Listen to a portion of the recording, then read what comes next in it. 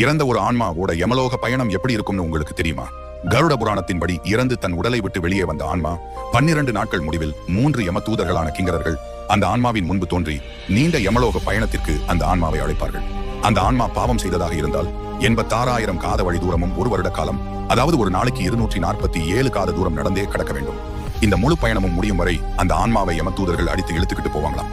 இப்படி இந்த பயணத்துல முதலில் யாமியம் என்கிற பகுதிக்கு அந்த ஆன்மா போகும். அங்கு பசி, தாகம், வேதனை, துக்கம் என பல கொடுமைகளை அனுபவிச்சு அடுத்த பயணத்துக்கு அந்த ஆன்மா தயாராகும்.